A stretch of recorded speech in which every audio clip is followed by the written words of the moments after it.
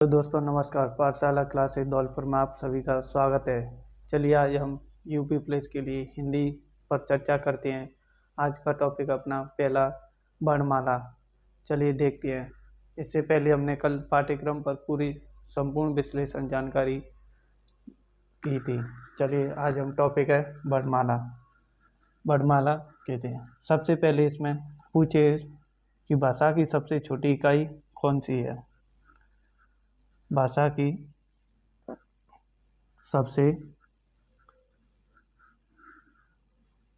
सबसे छोटी इकाई पूछे कौन सी है, तो हम कहेंगे वर्ण या ध्वनि। वर्ण या ध्वनि, ठीक है। चलिए फिर पूछिए भाषा की सबसे छोटी इकाई। भाषा की सबसे छोटी इकाई लिखित रूप में, लिखित इकाई कौन सी है, तो हमें आंसर देना है कि वर्ण, यानी वर्ण लिखित रूप पर वर्ण और मौखिक रूप पर ध्वनि। जब पूछा कि भाषा की सबसे छोटी इकाई तो वर्ण या ध्वनि, ऑप्शन में हो जो भी आंसर। तीसरा है भाषा की सबसे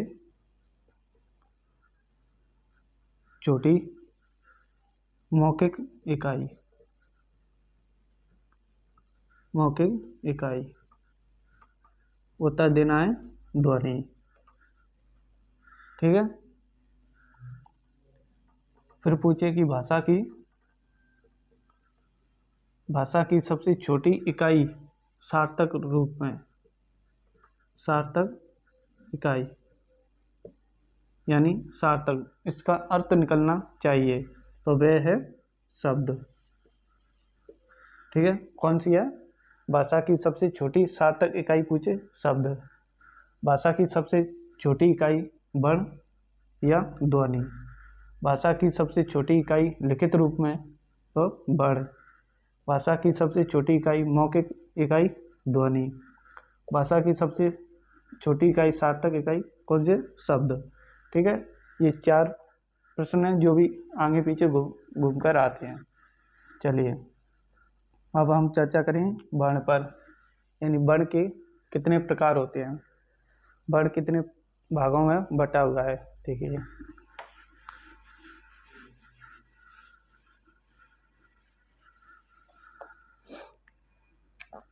वर्ण,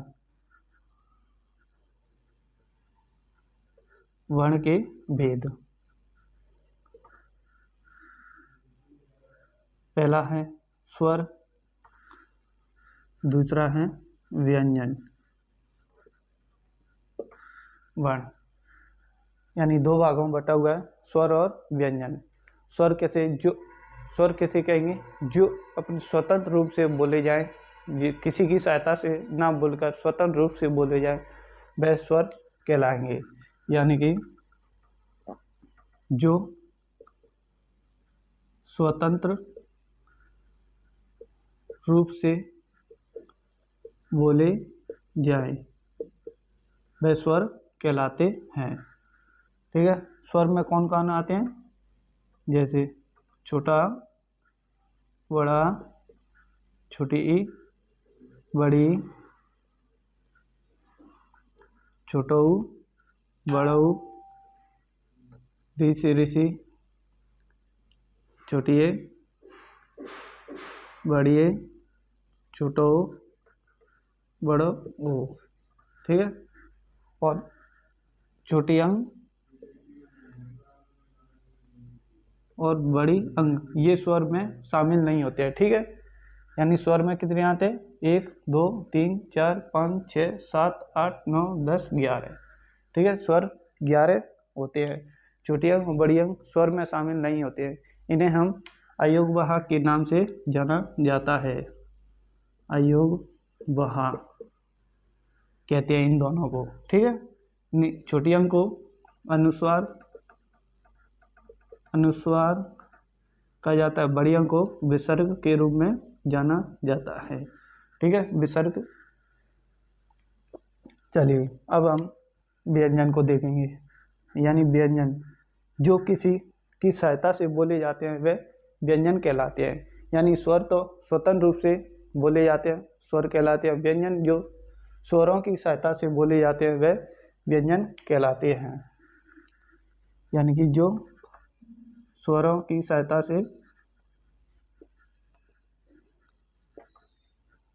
से बोले जाएं वह व्यंजन कहलाते हैं। जैसे व्यंजन यानी कि जैसे एग्जाम्पल देखें, जैसे का है तो का किससे मिलकर बना होता है? का धन आ से, यानी स्वर की सहायता से मिलकर बना हुआ है। आधे का में आ जुड़ गया तो पूरा का क्या है? व्यंजन है। ठीक है, जैसे गा, आधा गा, धन आ, स्वर की सहायता से मिलकर पूरा व्यंजन बना हुआ है, इसलिए स्वर की सहायता से मिलकर बना होता है उसे व्यंजन कहा जाता है। चलिए पहले हम स्वर पर चर्चा करते हैं।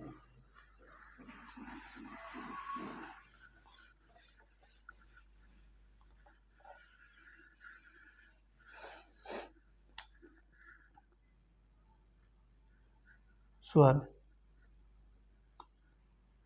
ठीक है, यानी कि स्वर पूछे कि कितने होते हैं, यानी लिखित रूप में लिखने के आधार पर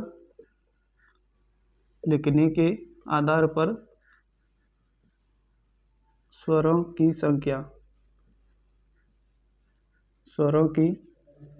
संख्या पूछे तो कितनी है? 11। ठीक है, पूछे कि बोलने के आधार पर स्वरों की संख्या कितनी है? 10। ठीक है, यानी पूछे कि लिखने के आधार पर स्वरों की संख्या 11 और बोलने के आधार पर स्वरों की संख्या 10। चलिए वो कौन सा है जो बोलने के आधार पर नहीं गिना जाता? री। ठीक है,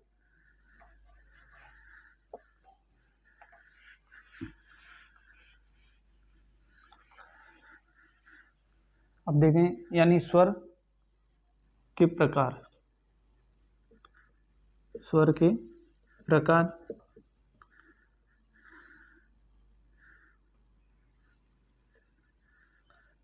स्वर के प्रकार यानी पहला है ह्रस्व स्वर,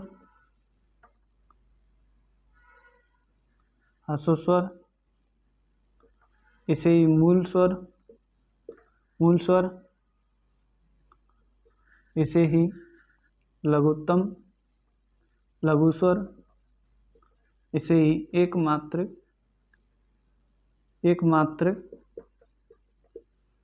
स्वर कहा जाता है। ठीक है, इन 3-4 नामों से जाना जाता है। दूसरा है दीर्घ स्वर, दीर्घ स्वर, इसे गुरु स्वर के नाम से भी जाना जाता है। तीसरा है प्लुत्व स्वर,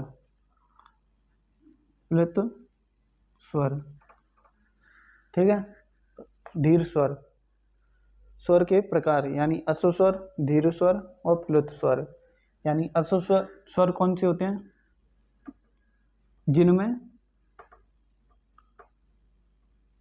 जिनमें बोलने में कम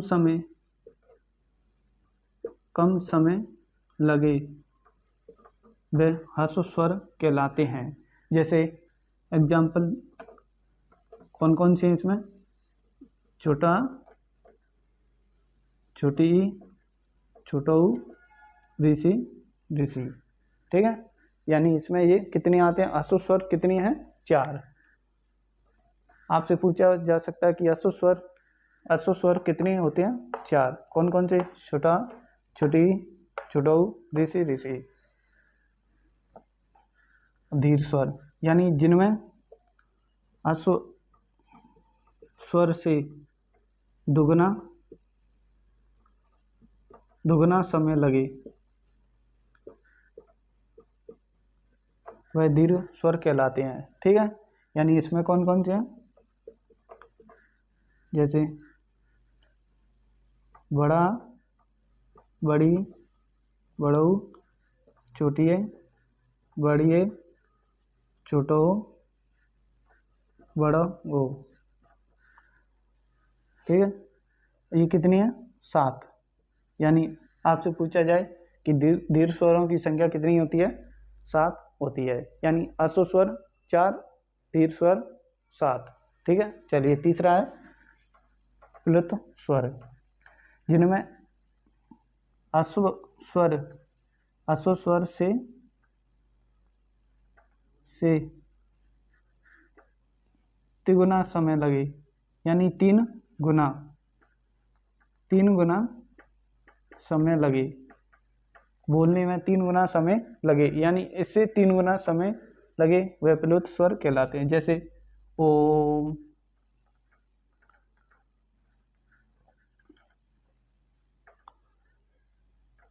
जैसे ओम, राम,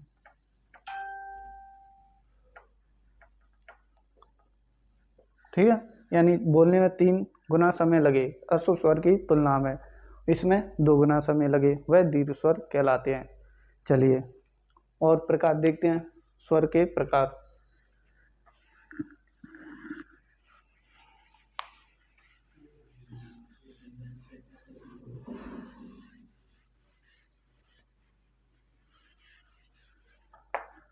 यानी कि स्वर के जीव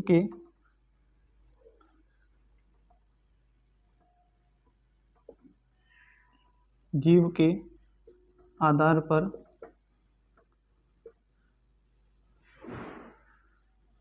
पर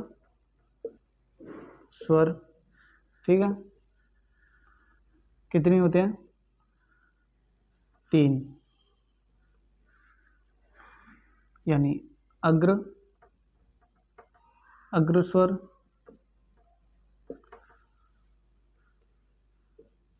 मध्य स्वर, पच्च स्वर।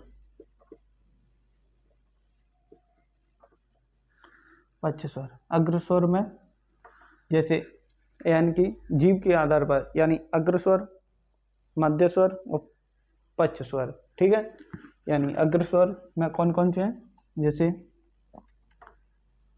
छोटी, बड़ी, छोटिए, बड़िए, यानी मुंह से बोलकर भी देख सकते हैं। इसमें अग्र स्वर आगे से आवाज आए निकले वह अग्र स्वर, यानी ई, ए। ठीक है, मध्य स्वर में छोटा आ, छोटा, और पच्च स्वर में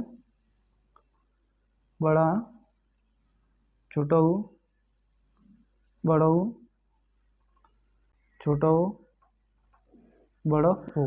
ठीक है, यानी जीव के आधार पर स्वर कितने प्रकार के होते हैं, 3। अग्र स्वर, मध्य स्वर, पच्च स्वर। अग्र स्वर में छोटी, बड़ी, छोटिए, बड़िए, और मध्य स्वर में छोटा, और पच्च स्वर में बड़ा, छोटऊ, बड़ऊ, छोटऊ, बड़ऊ। यानी ठीक है, जीव के आधार पर।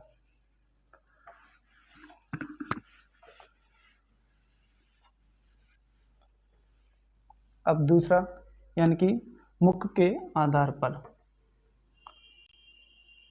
मुख के आधार पर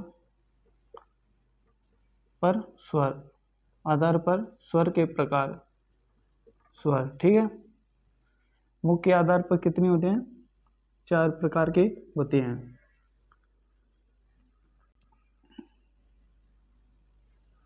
कौन कौन से, संप्रत स्वर, अर्ध संवृत स्वर, और विवृत स्वर, और अर्ध विवृत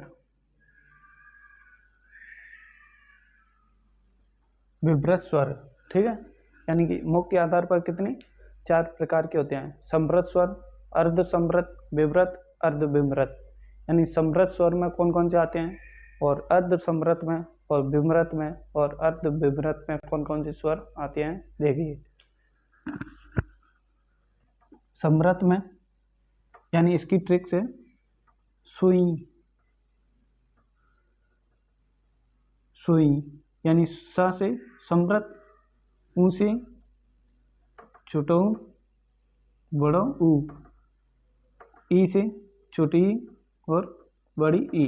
ठीक है, यानी सा से समृत स्वर, ऊ से छोटो बड़ो, ई से छोटी बड़ी। यानी समृत स्वर कितनी है, 4 हैं। अब देखिए अर्ध समृत।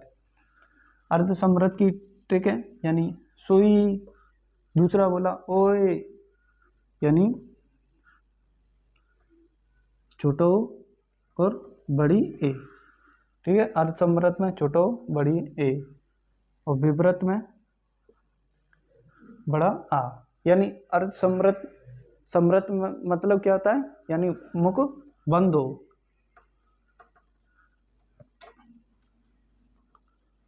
मुख लगभग लगभग बंद हो, वह समृत स्वर कहलाते हैं। अर्ध समृत मुख लगभग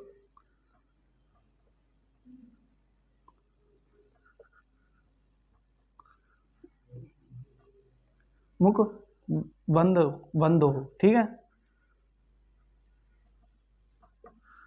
और विव्रत में यानी मुख खुला हो पूरा, यानी मुख पूरा खुला हो,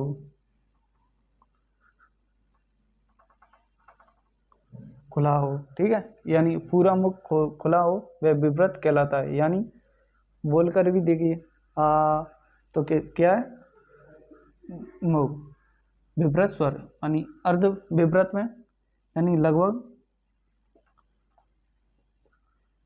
आधा खुला हो, यानी अर्ध खुला हो।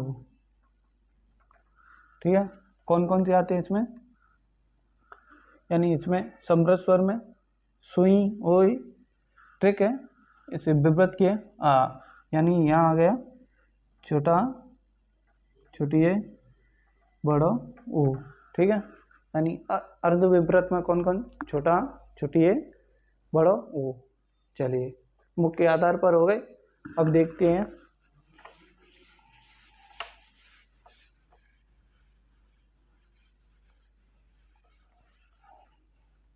ओष्ठाकृति, यानी कि तीसरा नंबर 3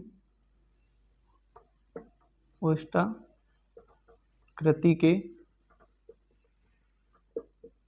आधार पर, यानी होठ के आधार पर स्वर के प्रकार। ठीक है, कितने होते हैं, 2 प्रकार के, व्रतमुखी, अव्रतमुखी।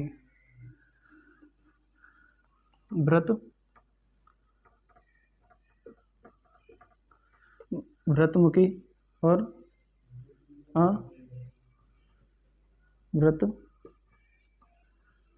अव्रतमुखी। अव्रतमुखी यानी व्रतमुखी जिसमें होठ का आकार गोलाकार हो जाए वह व्रतमुखी, और जिसमें नहीं हो वह अव्रतमुखी। ठीक है, व्रतमुखी है जैसे ऊ, छोटो ऊ, बड़ो ऊ, छोटो ऊ, बड़ो ऊ। ठीक है, छोटो ऊ, बड़ो ऊ। अब इसमें अव्रत में सभी आ जाएंगे, छोटा बड़ा, छोटी बड़ी, छोटी ए बड़ी ए। ठीक है, यानी वैसे भी लिखने के आधार पर स्वर कितने होते हैं, 10। तो 4 व्रतमुखी में आ गई, बची 6 अव्रतमुखी में आ गई। ठीक है, यानी हो गए ओष्ठाकृति के आधार पर स्वर के प्रकार। चौथा है